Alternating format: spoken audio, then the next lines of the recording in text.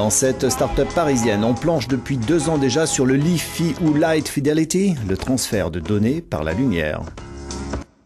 Ici, vous avez ce qu'on appelle donc un récepteur Li-Fi qui va lire ces données, qui va détecter cette donnée et ensuite la transformer en musique. Donc là, on voit bien. Hein. D'accord. Si je le déplace sur l'autre flux lumineux, voilà. Autre possibilité, l'envoi de fichiers vidéo ici. Les images de cette caméra de vidéosurveillance sont transmises sur cette télévision via un faisceau lumineux magique? Non? Alors, comment ça marche?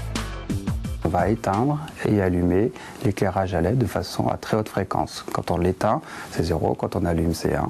Et donc du coup, vous envoyez des 0 et 1 à très haute fréquence. On peut atteindre des débits jusqu'à 3 gigabits par seconde pour un record entre guillemets académique.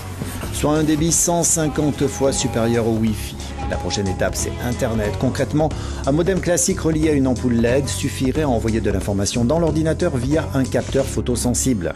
Cette nouvelle technologie n'émet pas d'ondes électromagnétiques, du coup, contrairement au Wi-Fi, il serait possible d'accéder au web dans les avions ou dans les hôpitaux avec moins de risques. Et si les avantages du Li-Fi sont certains, il y a tout de même un bémol.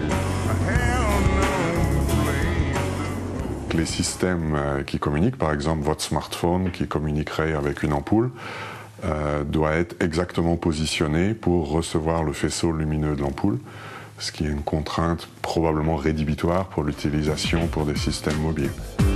Aujourd'hui, plusieurs sociétés allemandes, japonaises et américaines travaillent sur une application web. À Paris, on promet un produit commercialisable dès 2014 pour moins de 80 €.